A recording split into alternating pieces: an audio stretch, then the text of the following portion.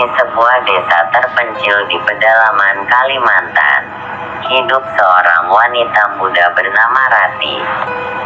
Desa tempat Rati tinggal masih sangat kental dengan tradisi dan mitos yang sudah diwariskan turun-temurun. Di antara banyaknya cerita rakyat yang berkembang, ada satu yang paling ditakuti oleh para penduduk desa, kisah tentang Kuyang. Kuyang adalah makhluk gaib berwujud kepala manusia dengan organ tubuh dalam yang melayang tanpa tubuh. Makhluk ini dipercaya sebagai jelmaan seorang wanita yang mendalami ilmu hitam untuk mencapai keabadian. Saat malam tiba, terutama pada malam-malam bulan purnama, Kuyang akan berkeliaran mencari darah dan janin dari wanita hamil untuk mempertahankan wujudnya. Rati baru saja pindah ke desa itu bersama suaminya, Budi. Mereka datang dari kota besar, berharap bisa memulai hidup baru dengan tenang setelah kejadian menyakitkan yang menimpa mereka. Rati dan Budi pernah kehilangan anak mereka yang baru lahir karena komplikasi saat persalinan. Kejadian itu membuat mereka trauma, dan pindah ke desa ini adalah cara mereka untuk mencoba melupakan masa lalu yang kelam. Malam pertama mereka di desa, Rati dan Budi diundang ke rumah kepala desa untuk makan malam. Di sana, kepala desa, Pak Harto, memperingatkan mereka tentang Kuyang. Pak Harto bercerita tentang seorang wanita yang pernah tinggal di desa itu, yang konon kabarnya belajar ilmu hitam untuk menghindari kematian. Namun, ilmu yang dipelajarinya justru mengutuknya menjadi makhluk abadi yang mengerikan. Dia harus terus mencari mangsa untuk mempertahankan wujudnya, dan akan menghantui siapa saja yang menghalangi jalannya. Budi hanya tersenyum kecil mendengar cerita itu, menganggapnya hanya mitos belaka. Namun, Rati merasa ada sesuatu yang aneh.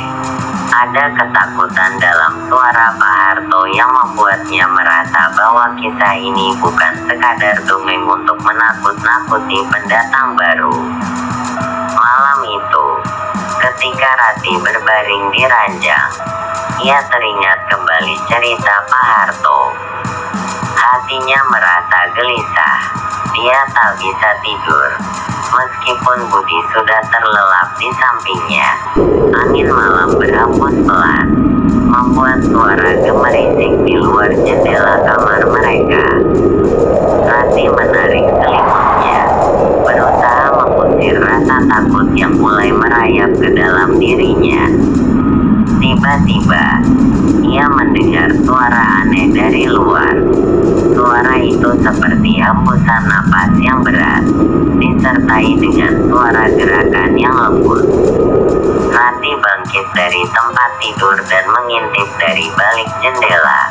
Dalam remang-remang malam, ia melihat sosok mengerikan di halaman rumahnya. Sosok itu hanya berupa kepala dengan organ dalam yang melayang-layang, dengan mata merah menyala yang menatap lurus ke arahnya. Rati ingin berteriak, tapi suaranya tercekat di tenggorokan. Dia mundur perlahan, berharap makhluk itu tidak melihatnya.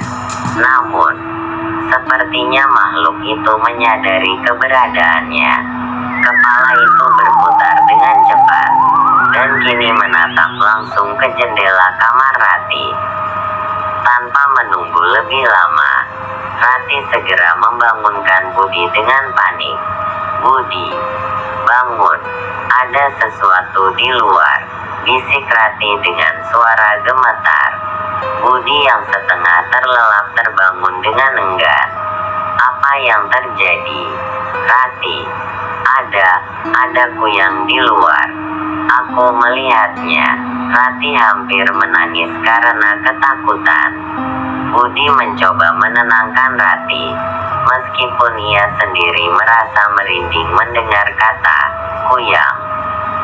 Dengan hati-hati, Budi bangkit dan berjalan menuju jendela. Namun, saat ia melihat keluar, tidak ada apa-apa di sana. "Kamu pasti hanya bermimpi, Rati," kata Budi mencoba menenangkan. "Mungkin karena kamu terlalu memikirkan cerita Pak Harto tadi." Rati tidak yakin. Perasaannya masih mengatakan bahwa ada sesuatu yang salah. Namun, ia mencoba menenangkan dirinya sendiri dan kembali tidur, meski rasa takut masih menyelimuti hatinya. Beberapa hari kemudian, Rati mulai merasa tidak enak badan. Dia merasa lemas, sering pusing, dan mual setiap pagi. Setelah memeriksakan diri ke bidan desa, ternyata Rati hamil. Kabar ini seharusnya menjadi berita yang membahagiakan bagi mereka. Namun Rati justru merasa semakin cemas. Mimpi buruk tentang kuyang sering mengganggu tidurnya. Ia selalu merasa ada sesuatu yang mengintainya, sesuatu yang menunggunya lengah. Suatu malam, ketika Budi sedang pergi ke kota untuk urusan pekerjaan, Rati tinggal sendirian di rumah. Angin malam bertiup kencang, membuat daun-daun di luar jendela berderak-derak. Rati duduk di ruang tamu, membaca buku untuk mengalihkan pikirannya. Namun, suara aneh kembali terdengar. Kali ini lebih jelas, seperti suara benda berat yang bergerak perlahan di luar rumah. Dengan hati-hati, Rati berjalan menuju pintu depan dan mengintip melalui celah kecil. Di sana, di bawah sinar bulan, ia melihat sosok yang mengerikan itu lagi. Kuyang, dengan mata merah menyala, sedang melayang-layang di depan pintu. Rati hampir pingsan karena takut. Tangannya gemetar saat mencoba mengunci pintu dan jendela. Rati segera mencari teleponnya dan menelepon Budi. Namun, sinyal di desa itu sangat buruk, dan ia hanya bisa mendengar suara terputus-putus dari suaminya. Ketika telepon akhirnya terputus, Rati merasakan keputusasaan yang mendalam. Ia benar-benar sendirian. Rati berlari ke kamar dan bersembunyi di bawah selimut, berharap makhluk itu akan pergi. Namun, suara itu semakin dekat. Rati bisa mendengar suara napas berat di luar kamarnya. Dengan gemetar, ia melihat ke arah pintu. Pintu itu mulai berderit, seolah ada sesuatu yang mendorongnya dari luar. Dengan cepat, Rati mengambil benda terdekat, sebuah salib kecil yang diberikan oleh ibunya. Dia memegangnya erat-erat, berdoa agar kuyang itu tidak masuk ke kamarnya. Tapi doa Rati sepertinya tidak didengar. Pintu kamar perlahan terbuka, dan sosok mengerikan itu melayang masuk. Rati menjerit, tapi suaranya tenggelam dalam suara angin yang berhembus kencang. Kuyang itu mendekat. Matanya menatap tajam ke arah perut Rati yang mulai membesar. Rati bisa merasakan udara dingin menusuk kulitnya saat makhluk itu semakin dekat. Dengan putus asa, Rati mengacungkan salibnya, berharap bisa mengusir makhluk itu.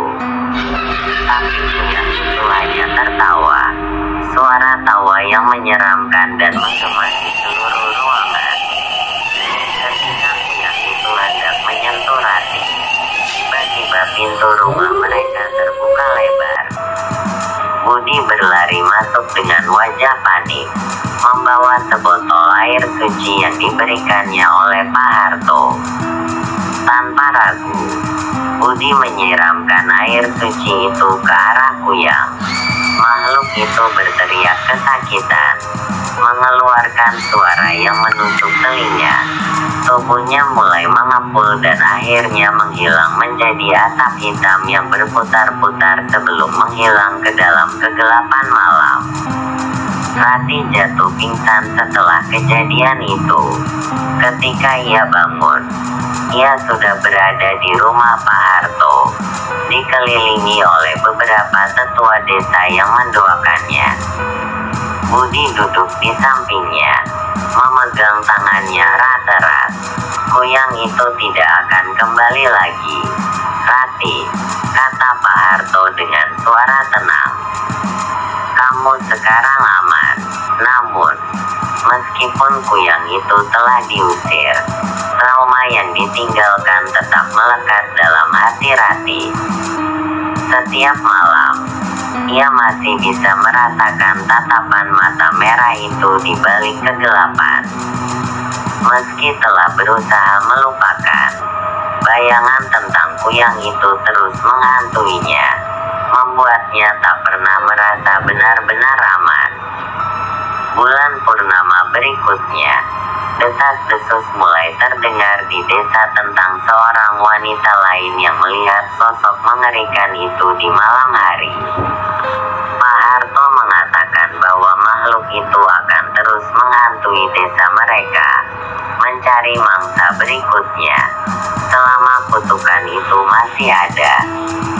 Dan Rati tahu, dalam hati kecilnya, bahwa meskipun Kuyang itu mungkin tidak akan kembali untuknya, desa itu tidak akan pernah benar-benar bebas dari teror yang dibawanya. Di setiap malam yang kelam, ketika angin berhembus dan bulan bersinar terang, ketakutan itu akan selalu hidup, mengintai dalam kegelapan, menunggu saatnya untuk kembali.